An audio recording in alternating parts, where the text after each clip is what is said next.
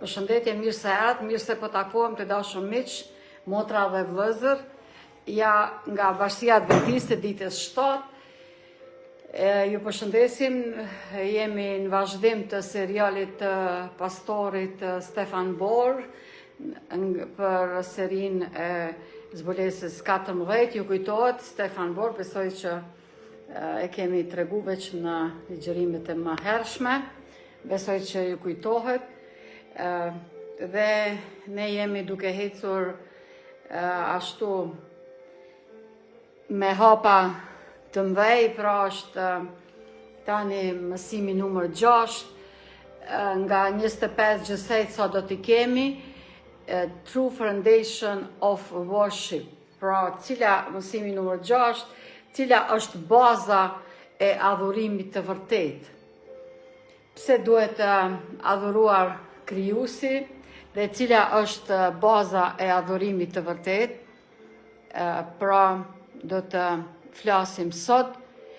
Temen që e kemi është mjaft voluminoze, andaj ju lutem të gjitha jo në Bibel, lexoni, studioni Biblen dhe është lutja, pra e kthejmë tani këtu për momentin, përshëndet kështu, dhe të shihemi, të dëgjojmë e bëjmë lutje së bashku. E përullim kokën dhe lutemi.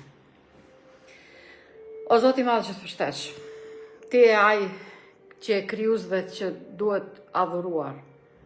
Dhe cila është baza, cili është themeli i adhurimit. Na udhëheq u Zot drejton, na beko, na spjego, bekoj dashur ton, familjen tona, bekoj ata që do ta dëgjojnë tani edhe më vonë në YouTube, në TikTok, kudo Zot, që dëgjohet fjala dhe porosia që Ti e ke.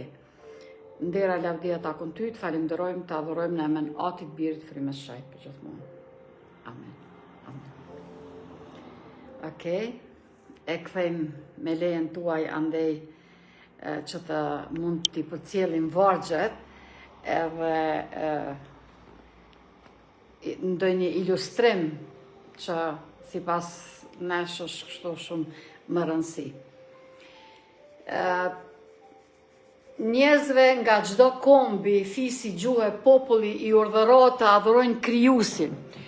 Ky nuk është një urdhër vetëm për judenj, por çdo komb, fis dhe gjuhë. Pra fillojmë me tekstin themelor, fillestar, që e kemi përgjatë gjithë kohës, e kjo është zbulesa 14, vargu 6. Pastaj pash një engjëll tjetër që fluturante në mes të qiellit dhe kishte ungjillin e përjetshëm që t'ua predikoj banorëve të dheut dhe çdo kombi, fisi, gjuhë dhe populli, dhe thoshte me zë të madh: Druani Perëndin dhe jepeni lavdin sepse ora e gjyqit Ti erdhi. Adhuroni atë që bëri qiellin, dheun, detin dhe burimet e ujrave. Këtu janë 3 imperative. Çfarë është imperativi? 3 urdhëra, 3 direktiva, cilat janë ato? Pra, adhuroni Perëndin, druani Perëndin, jepjani lavdin, pse? Sepse erdhi ora e gjyqit Ti. Adhuroni atë që bëri qiellin, detin, ujrat dhe burimet e ujrave. Kush është ky Krijuesi? Dëgjohet shpesh që flitet për Krijuesin, por njerëzve mund të kenë ideja të ndryshme për kush është Krijuesi. Kolosian dhe kapitullin 1 vargu 15-17 thot: Ai është shëmbullesa e Perëndisë pa dukshëm, i paralinduri i gjithë krijimit. Sepse prej Tij u krijuan të gjitha gjërat që janë në qiell dhe që janë në tokë, të dukshme dhe të pa dukshme, qofshin frone, zotrime, principata apo pushtete. Të gjitha janë krijuar nëpërmjet Tij dhe për Të. Dhe ai është përpara të gjithë gjërave dhe të gjitha gjërat që ndrojnë në Të. Kush është ai? Mesia i vajosur, Zoti Jezus. Ky është Krijuesi i qiellit së tokës. Këtë duhet adhuruar, besuar, pranuar dhe njohur. Ajo çfarë është më kryesore që duhet ta njohim, që të ja dim zërin e Tij të hollë të këndshëm. Pyetja e ardhshme: pse na urdhërohet të adhurojmë? Psalmi 95, vargu 6, Ejani, le të adhurojmë dhe të përkulemi, le të gjunjëzohemi për para krijuesit ton, të gjunjëzohemi, të përulemi para krijuesit ton. Kurse Nehemia kapitulli 9 vargu 6 thot, vetëm ti je Zoti, ti ke krijuar qiellin e yjeve me gjithat ushtrinë e tyre, tokën dhe të gjitha gjërat mbi të, delet dhe të gjitha që janë ato, detet, që janë ato dhe ti i ruan të gjithë, i mban të gjithë së bashku, ushtria e qiellit të adhuron, ushtria e qiellit të adhuron. Problem janë vetëm njerëzit, janë krijesat nga planeti i quajtur tokë, pra nga planeti jonë. Sepse krijuesi i qiellit të tokës është Ati, Biri dhe Shpirti i Shajt, e veçanërisht Jezusi, i cili u bë më vonë njeriu. Pra, ajo skena e bukur, e cila është shumë kështu e madhështore, sepse krijuesi zbriti poshtë, nuk tha le të bëhet dhe krijoi krijesën e parë, e formoi nga dheu Adam, që do me thonë dhej. Kurse si është situata me njerëzit të cilët nuk e besojnë krijuesin. Romakëve kapitulli 9 vargu 24-25 thot, prandaj edhe Perëndia i dorëzoi pa pastërtisë në epshët e zemrave të tyre, që të ndëruar trupat e tyre midis tyre, të cilët e ndruan të vërtetën e Perëndisë me gënjeshtren. E çfarë bën? Dhe ata adhuruan dhe i shërbyen krijesës në vend të krijuesit, i cili është i bekuar për jetë. Problemi i atyre tjerëve që nuk e njohin dhe besojnë krijuesin, Mesinë e vajosur, pra Zotin Jezus, është se ata i adhurojnë krijesat. Cilat janë ato krijesa? Krijesat e ndryshme, pra qofshin diellin, hënën, pra që është edhe dita e kushtuar diellit që e ka vetë emrin, apo edhe njerëz të caktuar, shejtash të quajtur shejtor me këtë apo atë emër. Përkundrejt kësaj, Zbulesa 4:11 thot, ti je i denj o Zot, të marrësh gjithë lavdin, nderin dhe fuqinë, sepse ti krijove të gjitha gjërat dhe me vullnetin tënd ato ekzistojnë dhe u krijuan.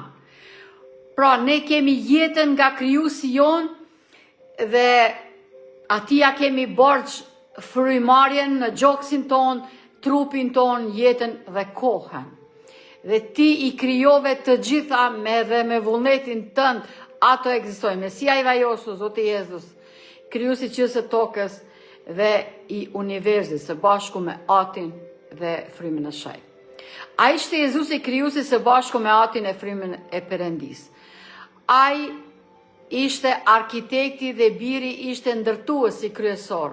Kjo bëhet e qartë tek Hebrejnë në kapitulli 2, kapitulli 1 vargu 2, i cili thuhet: Perëndia, i cili në kohë të ndryshme dhe në mënyra të ndryshme u foli etërve me anë të profetëve. Vargu 2. Në këto ditë të fundit na foli me anë të Birit të Tij. Kush është Biri i Tij? Jezusi, Mesia i vajosur, të cilin e bëri trashëgimtar të gjitha gjërave, me anë të cilit krijoi edhe botët shumës, pra jo një botë, po edhe universin, pra edhe botët e tjera të shumta.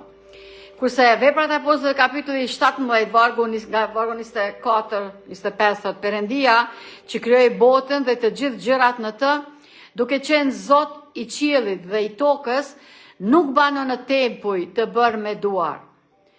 As nuk adhurohet me duar njerëzish, sikur se kishin nevojë për diçka, sepse ai u jep të gjithëve jetë, frymë dhe gjithçka.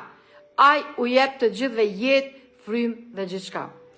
Ai ka caktuar një ditë të cilën do të gjykoj botën me drejtësi me anë të njeriut që ai ka caktuar. Ai u ka dhënë këtë siguri të gjithë, duke e ringjallur prej së vdekurish. Mesia i vajosur është shpëtimtar, Zot krijues dhe gjykatës.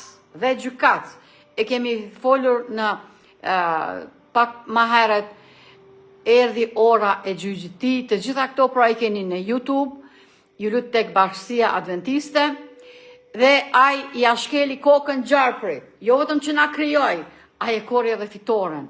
Me ringjalljen e tij, ky moment, me ringjalljen e tij kur ai doli nga varri,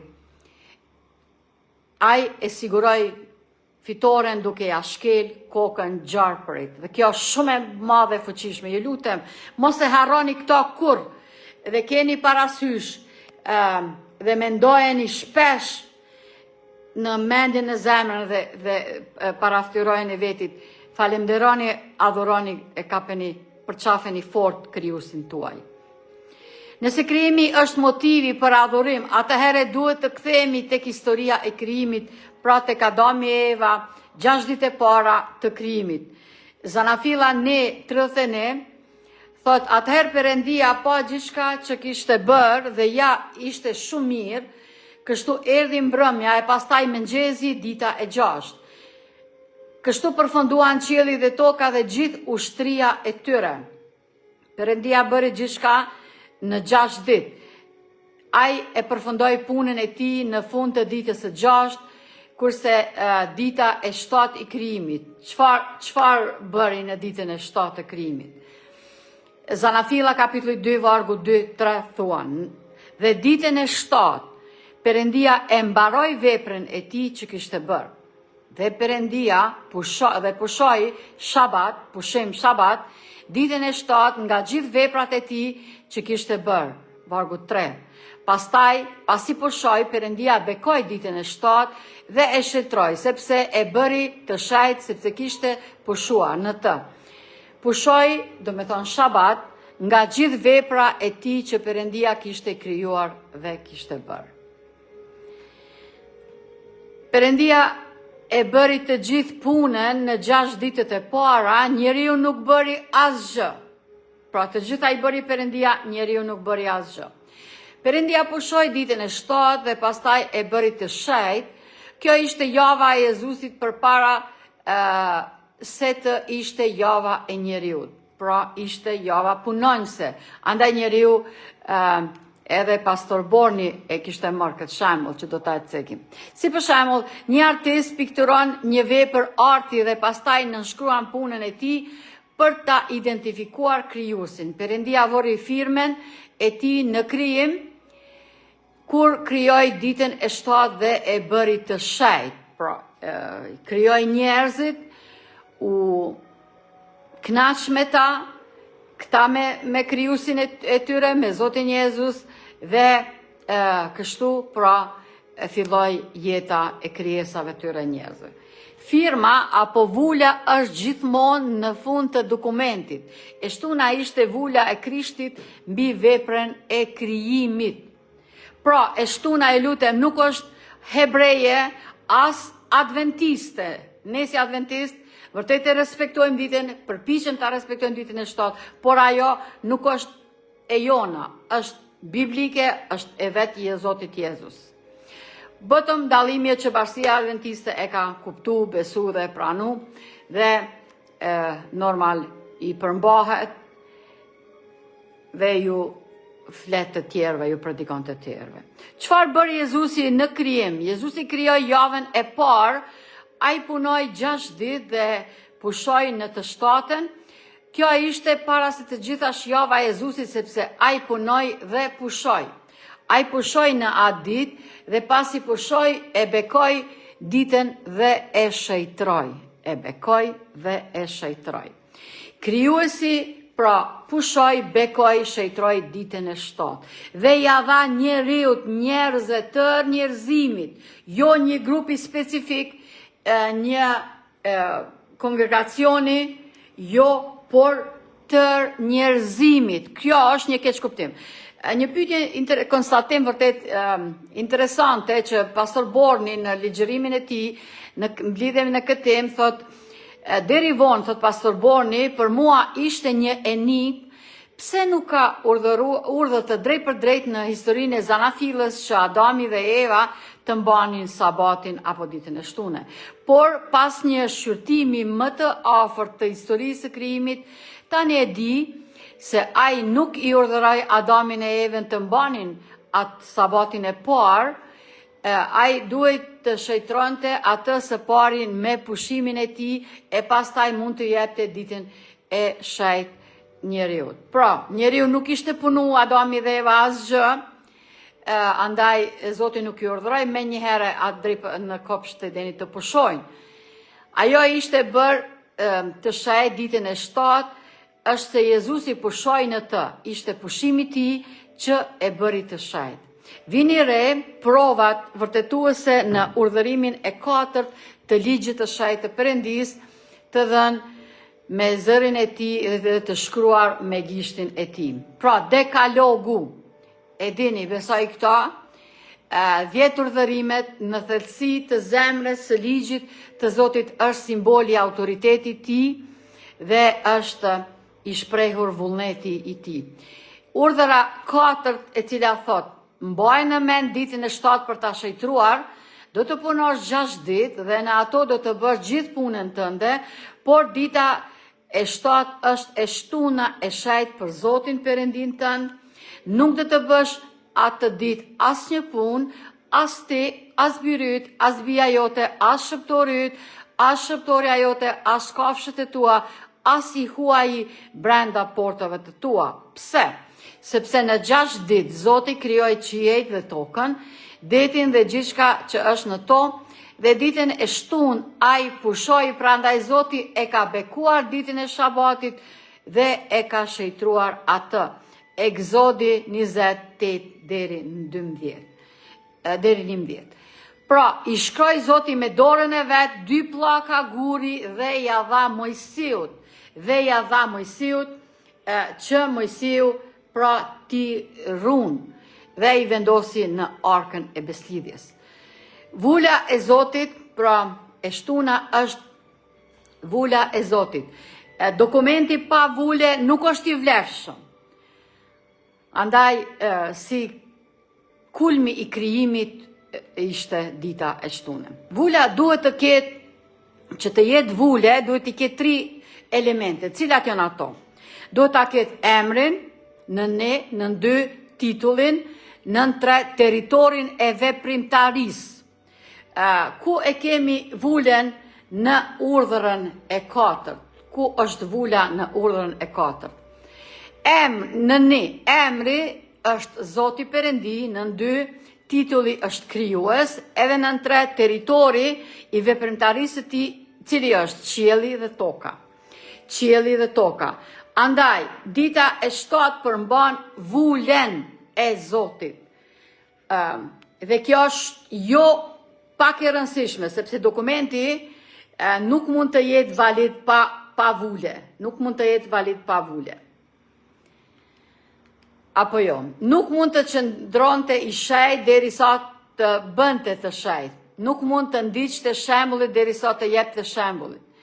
Nuk mund të mbante ditën e 7 të shejt para se të kishte punuar 6 ditë. Keni kujdes se e shtuna është e shtuna e Jezusit. Nuk është e një kongregacioni, një kishe, bashkësie, një populli, këti ati hebreje, si që thuhet shpesh, absolutisht nuk është ashtu. Biblia nuk e thot, ajo nuk është absolutisht e qëndrueshme.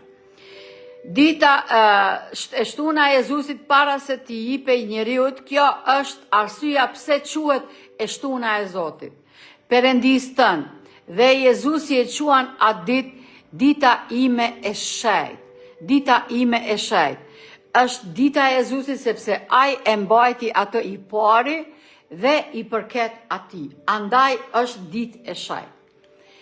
E shtuna e Zotit, Sabat is the Lord's day.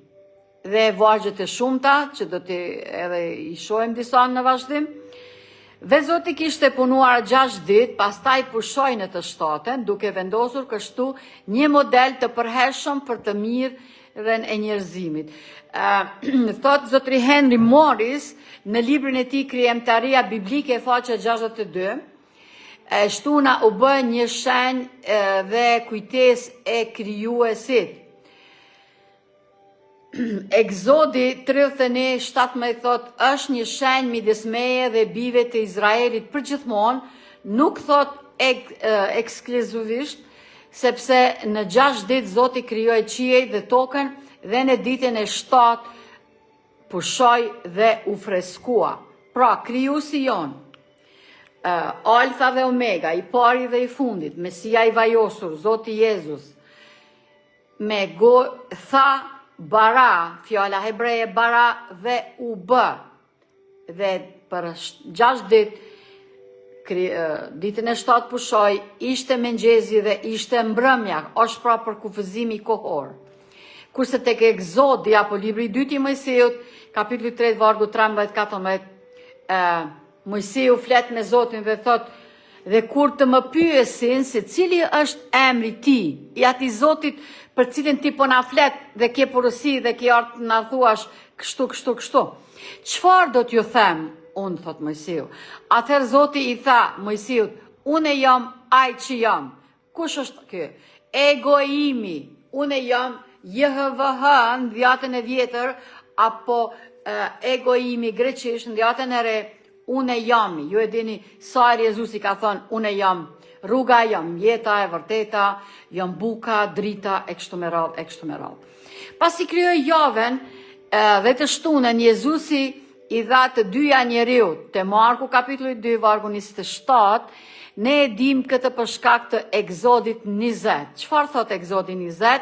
E tham pak më herët, Egzodi 20:8-11 është urdhëra për të shtunën, urdhërimi i 4 i ligjit i 10 urdhërimeve, të sheh që Perëndia e shkroi me gishtin e tij, zbulon qartë se shtuna është një institucion krijimi,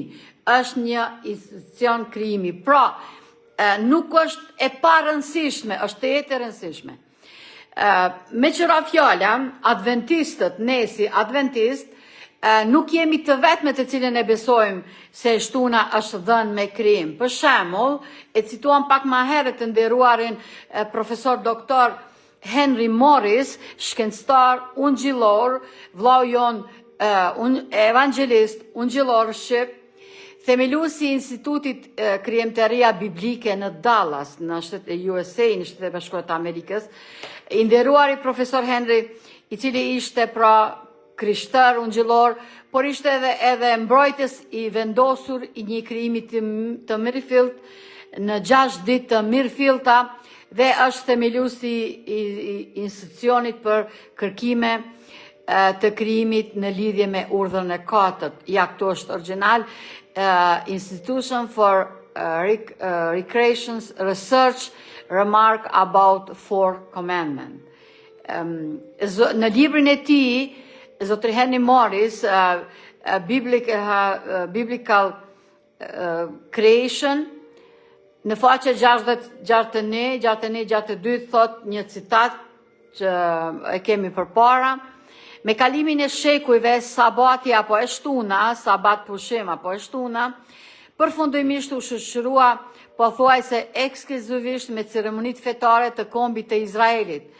Edhe pse krijuesi e kishte shejtruar atë për të gjithë njerëzit, megjithatë, kur krijuesi përfundimisht u bë njeri, kur Jezusi erdhe pra në personin e Jezu Krishtit, ai theksoi se nuk ishte menduar kur si një ritual i thjesht fetar hebre, siç e kishin shtrembruar farisenjt, por për të mirën e të gjithë njerëzimit. Henry Morris, në libri Krijimtaria Biblike, faqe 253. Pra, jo vetëm ne si adventist, por edhe njerëz tjerë, ja sikur vllai jon ungjillor, protestant, pra evangelist e kuptoi. Zotri Henry vazhdon në citatin, respektimi i ditës së sabatit, do me thënë ditës së pushimit, nuk u vendos nga ky urdhërim, sepse ishte praktikuar nga njerëzimi që nga java e krijimit, kur Perëndia bekoi ditën e 7 dhe e shejtroi atë, sepse ai kishte pushuar nga gjithë vepra e tij që Perëndia krijoi dhe bëri, Zanafilla 2:3, thot Zotri Henry Morris në librin e tij Krijimtaria Biblike, faqe 61-62. Jo vetëm që ka prova të konsiderueshme se respektimi i shabatit, i së shtunën ekzistonte si në Izrael, ashtu edhe në kombe të tjera shumë kohë para Mojsiut, por fjala e Perëndis e bën të qartë se ai u vendos nga vetë Perëndia në përkujtim të krijimit të tij të përfunduar dhe se është respektuar si një ditë e veçantë, të paktën nga disa që atëherë, thot pra i nderuari vëllau ynë Henry Morris, Krijimtaria Biblike 251. Sepse Jezusi është krijues dhe shpëtimtar. Ju e dini Ungjilli sipas Gjonit si fillon me ato fjalë të njohura për lexuesit e Biblës. Gjoni kapitulli 1, vargu 1 deri në 3 thot: në fillim ishte fjala, ishte logos. Në fillim ishte fjala me Perëndin dhe fjala ishte Perëndi. Ai ishte në fillim me Perëndin, të gjithë gjërat u bën me anë të tij dhe pa të nuk u bë asnjë nga ato që u bën. Dhe fjala u bë mish dhe banoi ndër ne dhe ne soditem lavdinë e tij, lavdinë e të vetëm lindurit prej Atit plot hir dhe të vërtetë. Krijuesi jon është gjithashtu shpëtimtar, pra përveç që është krijues, dhe te Gjoni 8:58-59 thot, Jezusi u tha atyre: në të vërtetë po ju them, para se ishte Abrahami, unë jam. Unë jam. Ai para lexuam te Mojsiu, tani pra kemi këtu te Gjoni në Ungjil, unë jam, ego imi, fjala origjinale greke. Atëherë ata morën gur për t'i hedhur, por Jezusi u fsheh dhe doli nga tempulli duke kaluar mes tyre dhe kështu kaloi. Jezusi është gjithashtu qengji i pashkës, qengji i përsosur i pashkës, tani do të sakrifikohet. Jezusi jetoi një jetë të përsosur pa mëkat dhe endi një robe të përsosmërie për ne dhe në momentin që vdiq në kryq duke paguar dënimin për mëkatet tona, ai tha, u krye, it's done. Ashtu siç bëri në krijim, u bo. Pra e kemi edhe ne atë sloganin e njohur, bac u krye. Jezusi në kryq u krye, pra u fliju për njerëzit, për njeriu dhe u bë pra kurban apo ofertë.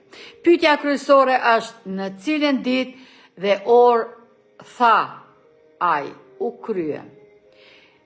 Kur tha Jezusi që erdhi kulmi, vërtet fundi i misionit të tij dhe që ai të jep shpirt të bëhet kurban i vërtet e pas 3 ditësh të rinjallit. Mateu 27 46-47, rreth orës 9, Jezusi bërtiti me zë të lartë duke thënë, Eli, Eli, lama sabaktani.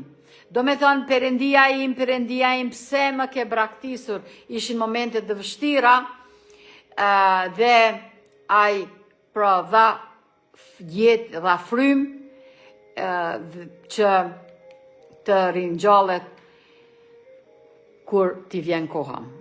Luka 23:46 dhe pasi Jezusi bërtiti me zë të lartë, tha, atë në duart e tua po e dërzoj frymen time. Pasi tha këto, ai dha frymen e fundit. Jezusi vdiq si përmbushje e sakrificës së qengjit të Pashkës, me çfarë kohe u sakrifikua, në çfarë kohe u sakrifikua qengji i Pashkës. Jezusi pushoi ditën të cilën e krijoi, e veçoi dhe e shejtroi. Jezusi pushoi dhe me këtë ja shkeli kokën anmikut ton, gjarpërit dhe Satanes, djallit, mashtruesit të vjetër. Ekzodi 12:6 thot, tani do të ruani deri në ditën e 14, në të njëjtin muaj, pastaj e gjithë asambleja e kongregacionit të Izraelit do të therë në muzg, edhe pse shumica e versioneve të Biblës përkthejnë mbrëmje ose muzg, hebraishta thot fjalë për fjalë se qenjë u therë midis dy mbrëmjeve. Kur dielli filloi të zbriste nga meridiani, ishte mbrëmja e parë, dhe kur ai perëndoi, dielli ishte mbrëmja e dytë, ishte mbrëmja e ditës së 6, Jezusi sapo kishte përfunduar veprën e tij të shpengimit për racën njerëzore. Borxhi për mëkatin ishte paguar plotësisht. Jezusi vdiq saktësisht në orën 3 të pasdites, atë ditë që të krishterët e quajnë e premtja e madhe, dita e vdekjes së tij. Le të hedhim një vështrim në të afërt në sekuencën e ditëve të fundit të jetës së Krishtit në tokë. Jezusi vdiq të premten, pushoi në varr të shtunën dhe u rigjall në ditën e parë të javës.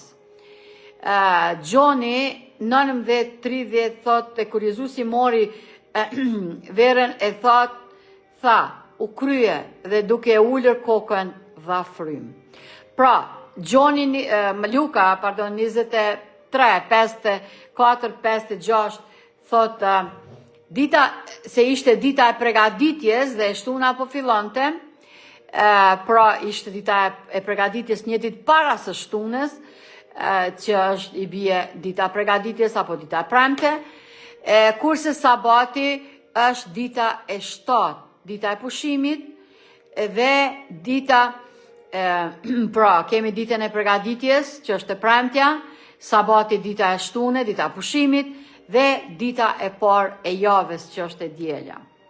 Ju e dini që ka shumë polemik në lidhje me këtë, dhe Biblia e sqaron dhe nuk le vend për asnjë fije dyshimi, dhe i ka të gjitha përgjigjet. Pyetja, çfarë bëri Jezusi në të njëjtën të shtunën?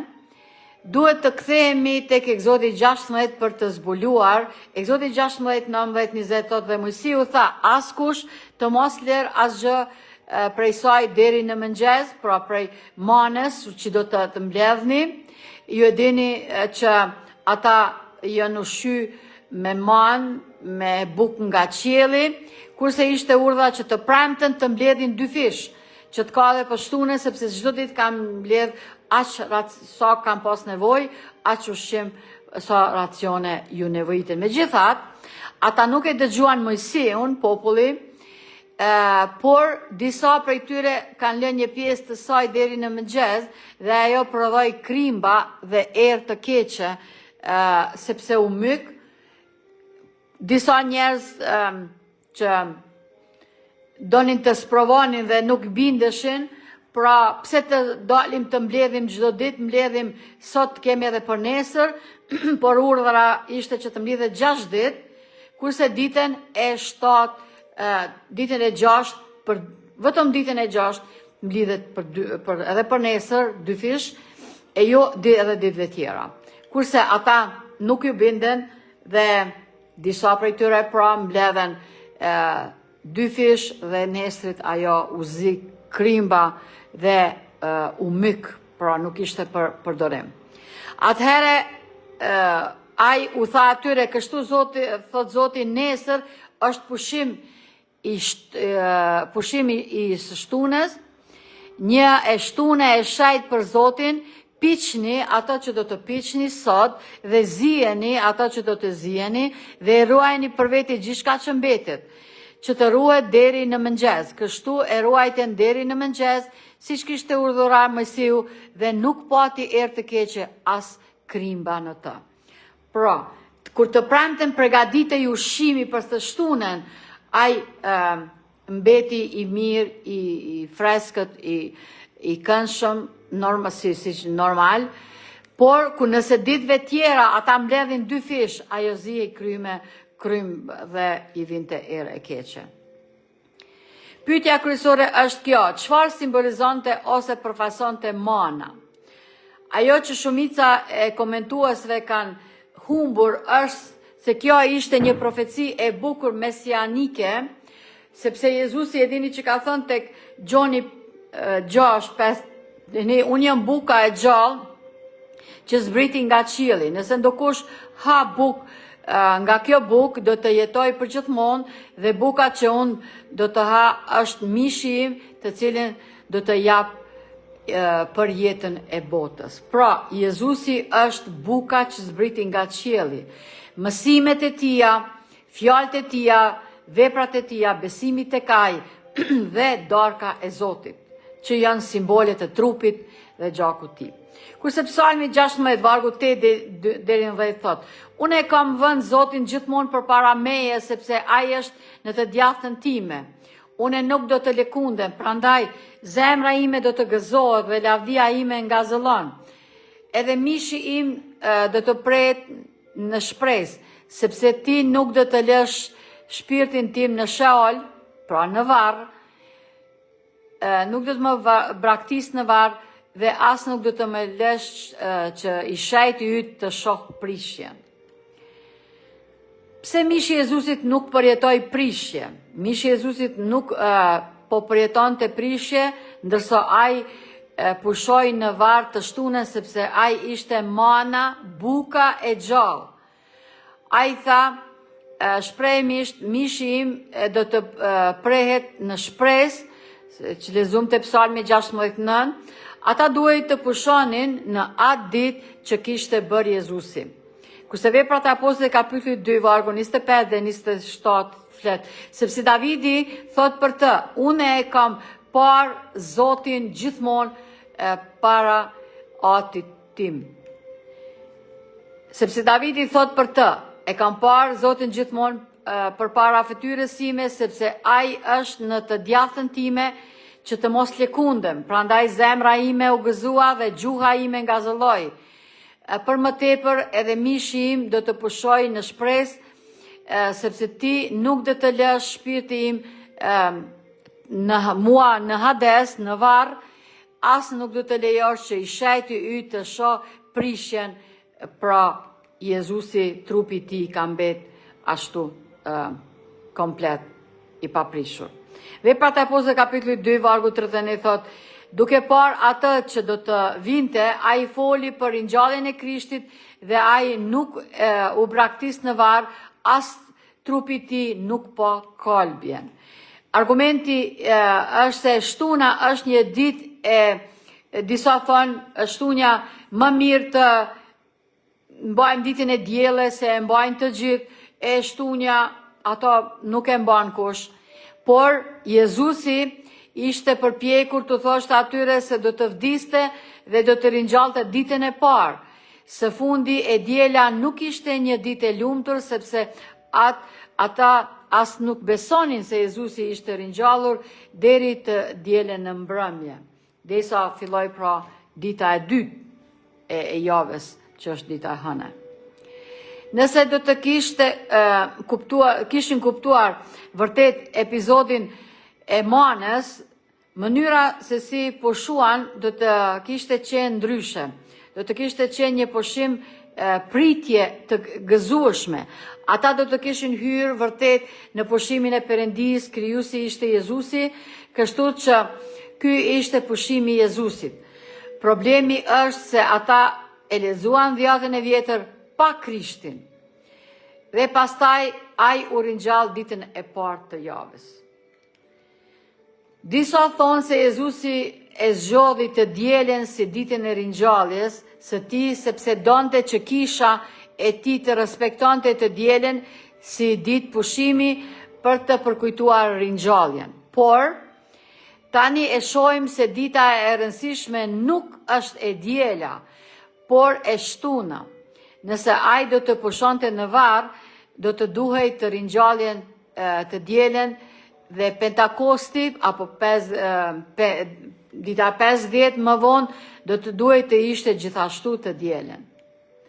Jezusi pra na udhëzoi në urdhërimet e tia që i shkroi personalisht dhe ja dha Mojsiut 10 urdhërimet e tia.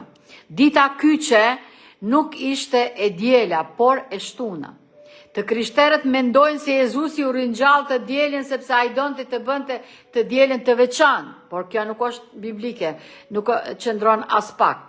Por arsyeja e vërtetë është se ai duhej të pushonte në varr të shtunën, nga veprat e tij të shpëngimit apo shpëtimit dhe kjo e bëri të domosdoshme që ai do të rinjallte ditën pas së shtunës. Ai vdiq në orën 3 pas dite, midis dy mbrëmjeve, trupi i tij u zbrit nga kryqi dhe u përgadit për varrim, ashtu siç përgatitej qengji i poshkës.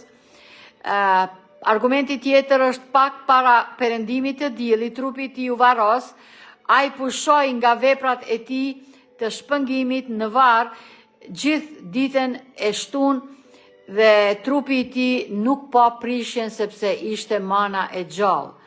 Ai u ringjall herët ditën e parë të javës.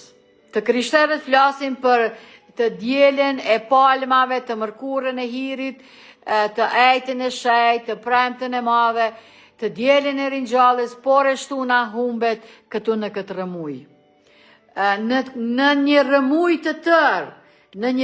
të tërë, por dita nuk ndryshon, vula e Zotit nuk ndryshon, është e njëjta.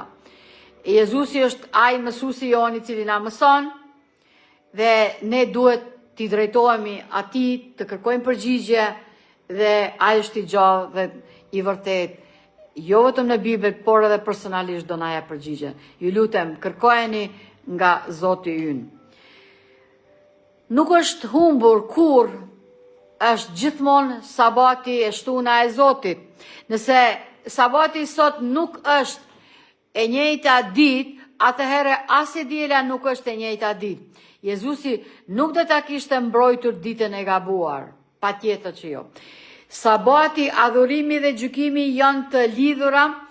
Pse janë të lidhura? Ne adhurojmë Perëndin sepse ai është krijuesi dhe ai ka të drejtë të na gjykojë sepse ne jemi krijesat e tij.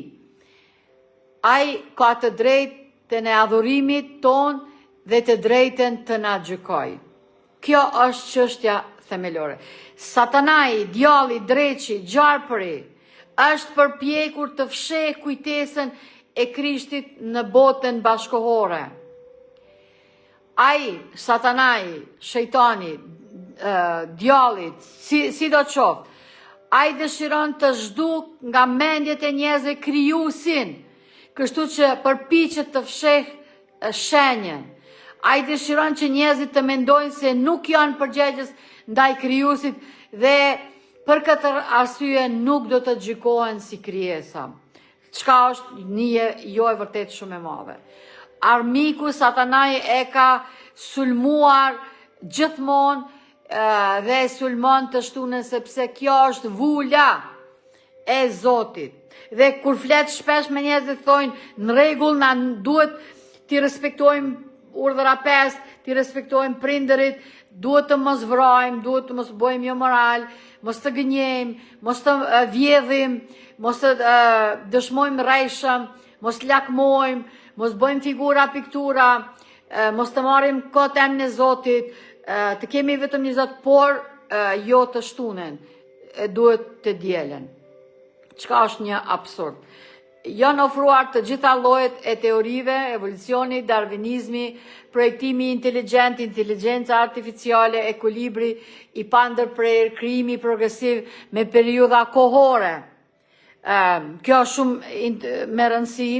Evolucioni teist, teoritë e epokës New Age, epokës së re apo New Age. E vërteta tragjike është se këto filozofi, këto janë të gjitha filozofitë e ndryshme të përhapura anë mban botës, për cilat i dim dhe besoj që i keni dëgjuar dhe i njehni. E vërteta tragjike është se këto filozofi nuk janë më thjesht sistem i besimit të humanistëve laik, skeptikëve,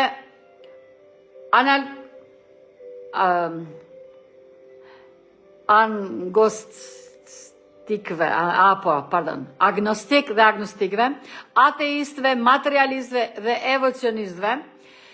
Teoria e evolucionit është përqafuar nga Kisha Katolike Romake dhe nga disa studiues ungjillor protestant. Kjo është këtu tragjedia më e madhe. Dhe janë një citat për shembull nga libri Katekizmi i Kishës Katolike i botuar në vitin 1994, faqe 87, paragrafi 337 thot kështu. Vetë Zoti krijoi botën e dukshme në të gjithë pasurit, larmin dhe rendin e saj.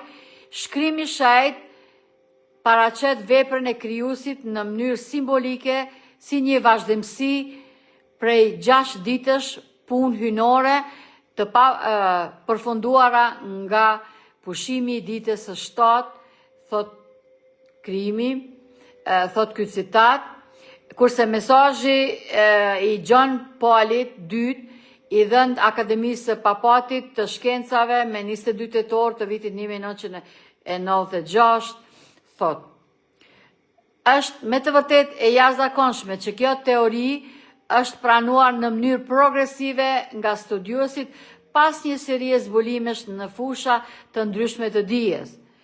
Konvergjenca as e kërkuar dhe as e fabrikuar e rezultateve të punës që u kryen në mënyrë të pavarur është në të vërtet një argument i rëndësishëm në favor të kësaj teorie. Pra, është deklarata e Papatit, një deklaratë e rëndësishme të qëndrimit të Kishës Katolike Romake mbi teorinë e evolucionit. Papa John Pauli II ka shpallur se teoria është më shumë se sa thjesht një hipotezë dhe se evolucioni është i pajtueshëm me besimin e krishterë. Ju lutem, evolucioni është i pajtueshëm me besimin e krishterë. Në një mesazh në shkrim drejtuar Akademisë Papate të Shkencave, çka nuk është biblike. Papa tha se teoria e evolucionit është mbështetur nga studime dhe zbulime shkencore që nga Charles Darwini, nëse merret fjalë për fjalë pikpamja biblike e fillimit të jetës dhe pikpamja shkencore e Darwinit do të dukeshin të pranueshme.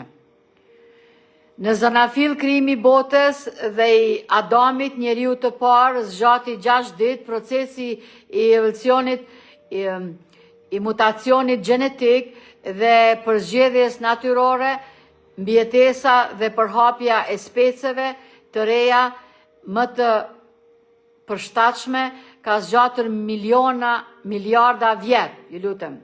Çka nuk është absolutisht biblike. Bibla thot mëngjesi dhe mbrëmja 6 ditë. Jo miliona vjet. Citati si pas shkencëtarëve, Chicago Tribune me 25/10/96, Papa mbështetësin e kishës së Romës për evolucionin nga Stefan Snow, shkrimtari i stafit të tribinës. Shumë studiues po e riinterpretojnë ditët e krijimit si periudha të gjata kohore, çka nuk është biblike.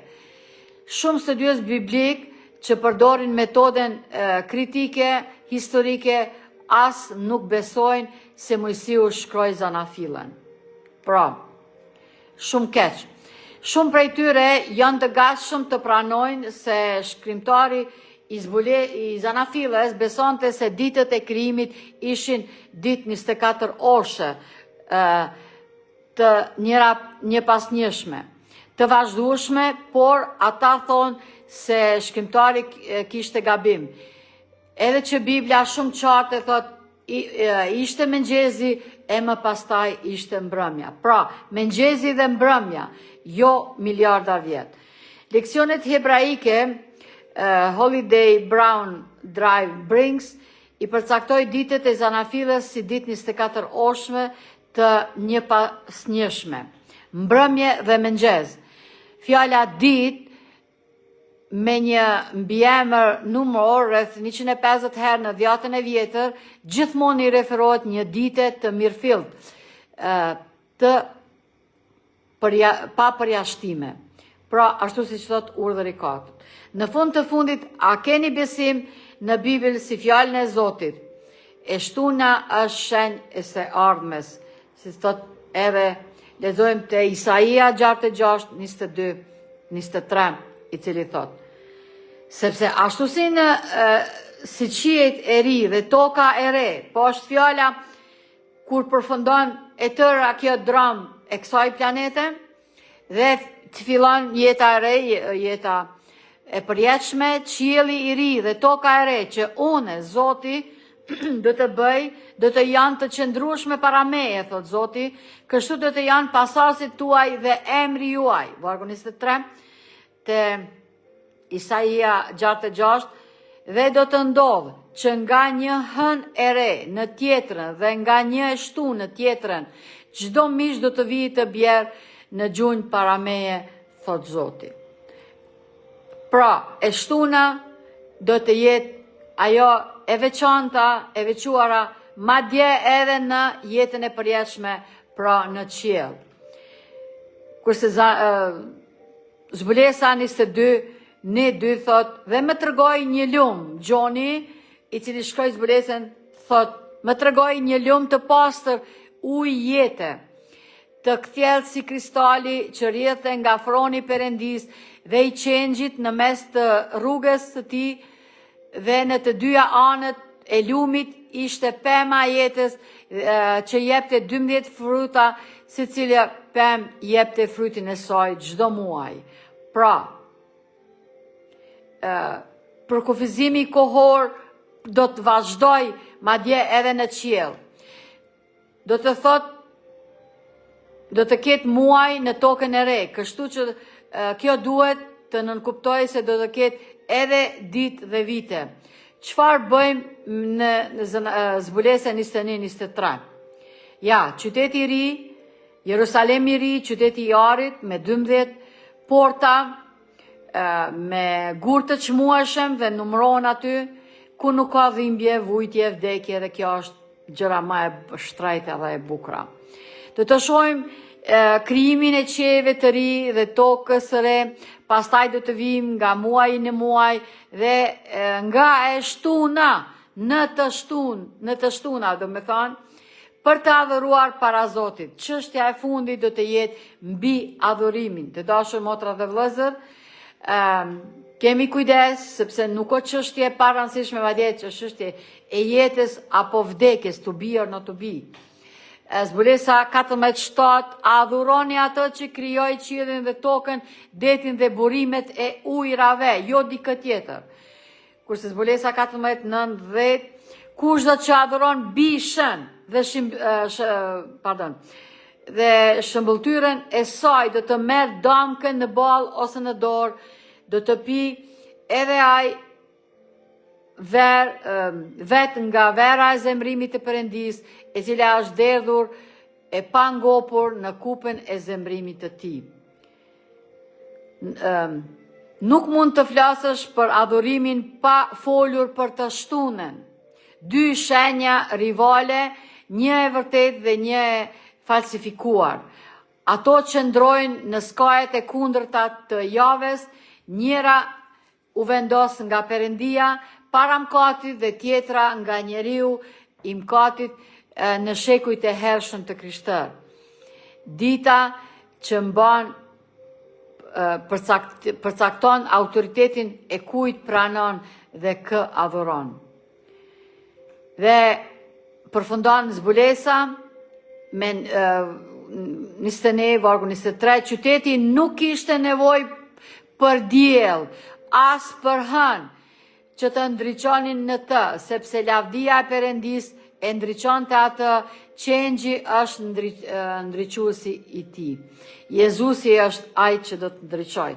Nëse Perëndia ka një shenjë të adhurimit të vërtet, Satanai duhet të ketë një falsifikim që duket shumë afër originalit, si gjithmonë. Falsifikimet e tija janë shumë afër originalit. Duhet të jetë një ditë që pretendon të ndryshoj, të nderoj Perëndin, pardon. Falsifikimi vjen pas të vërtetës në kohë. Populli i vërtet i Perëndis në ditët e fundit do të predikoj një javë krijimi 7 ditore të mërfill, të një pasjeshme dhe të vazhdueshme, dhe do të mbajë të shtunën për ta përkujtuar atë krijuesin. Jezusi i cili shkeli kokën gjarë për këtij mashtruesi Dhe beteja përfundimtare është para nesh. E falenderojmë Zotit të dashur miq, konflikti përfundimtar i kësaj bote do të jetë rreth adhurimit worship, e shtunja apo e diela. Secili nga ne duhet të marrim vendim dhe na ndihmoj Zoti që të marrim vendimin e duhur ashtu siç bëri Jezusi. Ajo shembulli jon. Mirëmbëjtje dhe mirë takohemi herën tjetër.